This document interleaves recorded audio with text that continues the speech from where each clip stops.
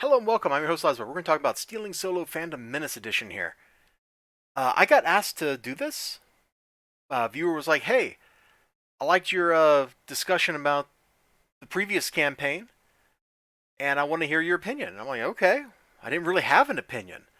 That was like 4 or 5 days ago that I got asked that. And then I'd heard about it the previous night, and I misinterpreted what I had heard, because I think I heard it described as another Stealing Solo, which I took to be a sequel. Like I took what the discussion meant to be, or the discussion was, to mean that there was a sequel for Stealing Solo. So then I came over here and I took a look at the campaign.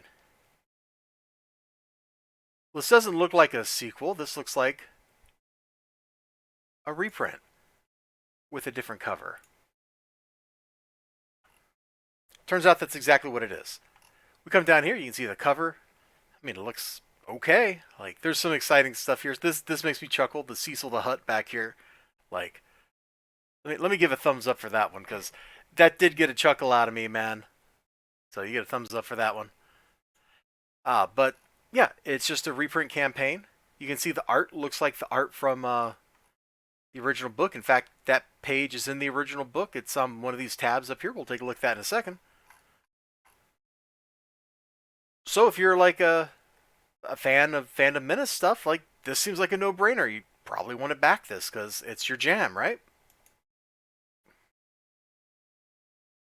Well, let's get into.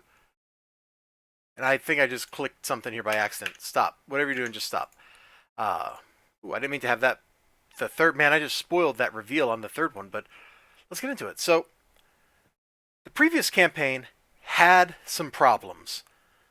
And that's being kind of generous about what it had. Now, had kind of a neat cover.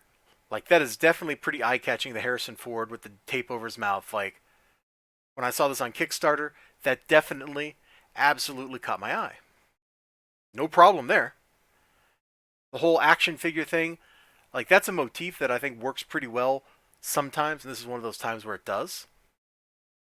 Also, might have been cool if the figure had just been like encased in carbonite or something, but whatever. That doesn't matter. Here's how it was shipped. No, that's not an envelope. That's the back of the book. Now, in comics, we believe, for whatever reason, that these worthless chunks of paper need to be protected. And we do that by buying, you know, plastic bags and cardboard boards. Cardboard boards, to put them in, to protect them. Then we put those in boxes, and then we put those in a dark place, and then we never look at them again. That's just what comic people do. So shipping a book like that, right there, is unacceptable. I just got this in the mail today. This is my alternate comic shipment. I can tell from the way it feels inside, this is a bubble mailer, and then inside is probably a stay flat photo mailer. Like, this is super secure. Handle with care. Do not bend. Thank you. Well, we're just throwing a book in the mail. Even if you're plastic bagging it first, like they do magazines, it's going to get beat all to pieces. It just absolutely is. Plus, taking your book and on the back cover, making it blank and putting people's shipping info and like the postage mark there, that's pretty unacceptable too. Like, what, you couldn't have just put that on the plastic bag if you're putting it in a bag? Like, so it was not shipped in a way that you would ever want your comic books to be shipped in. Anybody in the industry would have known this. So this was a fulfillment problem.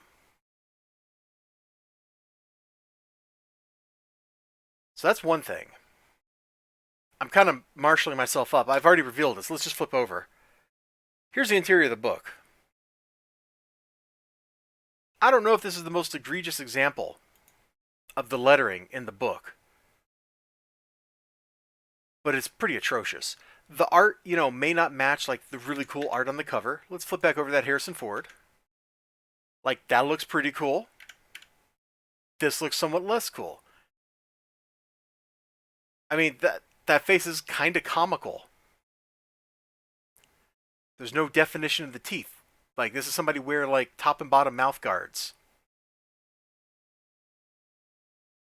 But, okay. In fact, if this is the same person here and here, their shirt has changed, their eyebrows have changed, their eyes have changed. That can't even be the same person, can it? I digress. I digress.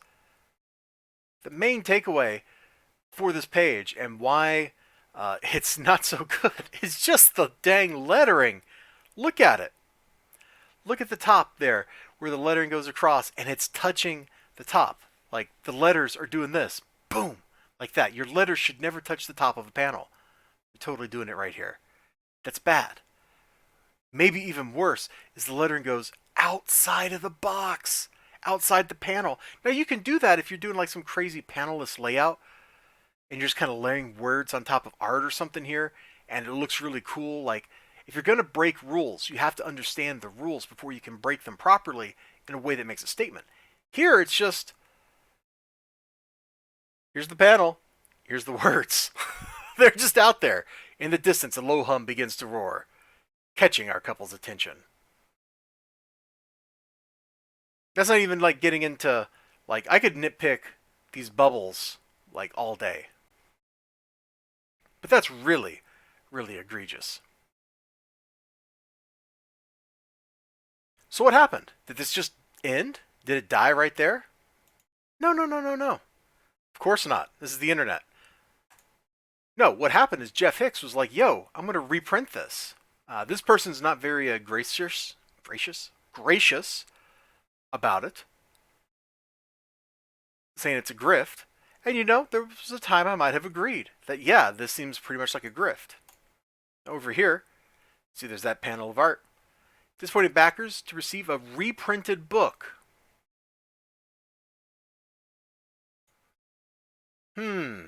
I wonder. Now, you can see here the book's staple bound. You can see we have another example of printing shipping info being on the back cover. Really weird. In fact, if this is like 100 pages long, which is what the campaign page said, that's really weird to staple bind that much because that is kind of thick. THICC, you know what I'm talking about? Look at this. There's probably an angry cat over here, like growling back at him. But here, boom! I've taken care of the issue at hand. Long story short, everyone's getting a new book. Da-da-da-da-da. Thank you for bringing the issue to my attention. As soon as I saw the situation arise, I contacted the printers. They were helpful with getting the situation worked out. Now, probably, ultimately, Jeff had to pay some money out of his own pocket to get this problem fixed. But then that still begs the question of, did the problem ever get fixed? Did people get their reprints? According to this, they did. Hikaru on September 2020 says, I just received the reprint of Stealing Solo. And Skinny here's like, yo, what is the verdict? See, right there. Now this is some really interesting stuff in this tweet here. Well, the book has square binding. Let's come back over here. You can clearly see it's staple bound. And better paper quality. Can't judge the paper quality from pictures usually. Not in this case anyway. I would need an example of the bad editing from the previous version, but I think they fixed it. Well, Skinny then gives the example. Is the lettering in the panel gutters, or is the lettering in the panel gutters, and how was it shipped? And was it signed? That's something I wasn't really paying attention to, but was it signed? So is the lettering in the panel gutters? Lettering appears to be fixed. You get a thumbs up. How was it shipped? Came in a standard white cardboard mailer. So that's presumably meaning like a stay flat photo mailer. That's exactly what I think is inside this bubble mailer that I just got in the mail. I think it's a stay flat cardboard mailer in there because those are actually pretty good at protecting comic books. It's not a Gemini by any means, but it gets the job done and it works. You know, Peter Simeti has shipped thousands of books. He shipped me, at this point, probably hundreds of books, at least 100. that essentially that way, and they've been in great shape every time.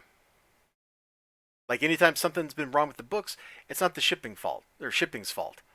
So I know those work and they work really well. So if that's what they came in, that's acceptable. Thumbs up. And if it's signed, it's invisible ink. So maybe there's a failure right there. The books weren't signed. And Skinny says, well, at least they made an effort to fix it. I think it deserves to be more charitable than that.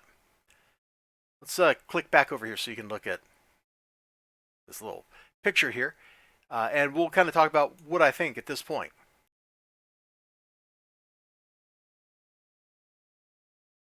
So, you've got a problem. Get my comic book out of the way because my comic book is not a problem. You've got a problem. It's bad. There's my problem right there. Actually, that's a pretty good pen. It's not really a problem. It writes really well. But you've got a problem. Now you have two choices. You can either face the problem or you can ignore the problem. A lot of creators ignore the problem. They take a look at this and they go, yeah, well, the product shipped. We're done. Let's move on to the next project. And they can get away with it. Either they're really good at hiding or they've got enough clout that they can shout people down, stuff like that. And so you can get away with ignoring the problem. That's not what Jeff Hicks did. If what we saw in that tweet thread there is true, and I need to say, that is the only tweet thread I could find saying the people had gotten the reprints. So I don't know if nobody was talking about this or if I had the wrong search terms or whatever, but I found that one. And if what is in that thread is correct, if it's true, and if everybody got their books, then congratulations, you have seen the problem, Jeff Hicks. You've seen this problem, and you dealt with it. You fixed it. You took a look at it, and you went, you know what? We can fix this thing, and we can get a product out to people that actually is acceptable. And that's what they apparently have done. And I applaud that. That is the kind of stuff that you build a reputation on. You can either be the kind of person that ignores the fact that this is sitting here, or be the kind of person that goes, there's the product you ordered, and you fix it. Be this kind of person, the one that fixes the problem, not the kind of person that ignores the problem. There's examples on both sides of when people do one, when people do the other, and I'm not going to talk about those, but I know from my own experience, as somebody who talks to some creators, as somebody who is someone who buys books, when I have a problem and somebody fixes it, I have a much higher opinion of that person. Example problem. I think it was the first Jawbreakers book shipped from the printer in this brown cardboard mailer thing that actually like sanded the corners off of the book. I'm not kidding. This was a real thing.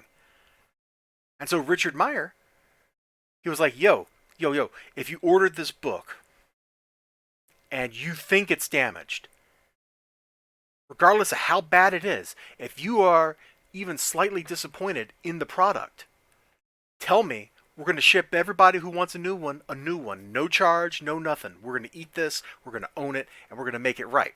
And he did. Doggone, but he did. Say what you like about him, but he had a problem, and he fixed it. And he got people a product that they wanted. A product that met his standards. So if what I see in that Twitter thread is true, if what I see in those tweets is true, and Jeff Hicks really did deliver on the previous campaign, on that reprint that was promised to fix things, even if the signature wasn't there, I don't know about the merchandising. Somebody else asked about that, but that wasn't covered in that thread, so I don't know if people got their whatever swag, like t-shirts or mugs or whatever was part of the campaign. But if he delivered that book, If he paid out of his pocket to fix it, and he got those fixed books to people, then I got to give some props. I got to give some respect, because that is the way to own a problem. That is a way to build your reputation as somebody who actually lives up to their reputation. Because you did it. He did it. He actually went and did the thing. Not everybody can do that. So as to this campaign, it's kind of a neat cover. I don't know that I'm interested in this product any more than I was the first time around. Although I'm looking over there at my PC, and I'm seeing that faded Cecil behind the logo, and I'm kind of chuckling. But that's just how it is. So if it interests you, I think it would be okay. And you might want to go for it. So until next time, you all take care of yourselves. You have a great day. And if Jeff Hicks really did hook everybody up, thumbs up.